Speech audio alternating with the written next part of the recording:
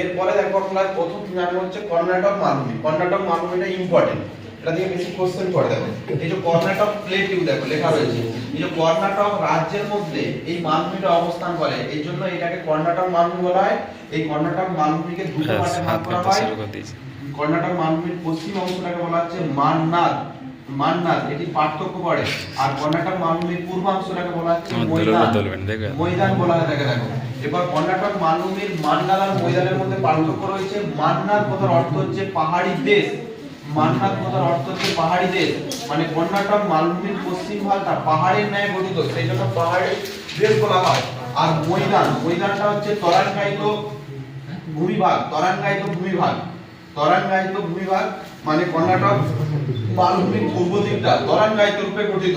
এই হচ্ছে মান্নার আর ময়দানের বিশেষ কিছু প্রকৃতিগত পার্থক্য, যেটা পাহাড়ি দেশ আর যেটা হচ্ছে তরাঙ্গায়িত ভূমিভাগ কর্ণাটক। আর এই পাহাড়ি দেশ মানে কি এর উচ্চতা বেশি হবে, আর তরাঙ্গায়িত ভূমিভাগ মানে কি এর উচ্চতা কম হবে। এরকম এই অবস্থায় আমরা কর্ণাটক মালভূমিকে দুটো ভাগে কিন্তু ভাগ করি। আর এই কর্ণাটক মালভূমি পুরোপুরি কর্ণাটক মালভূমি হচ্ছে ব্যবচ্ছিন্ন মালভূমির উদাহরণ, ব্যবচ্ছিন্ন মালভূমির উদাহরণ।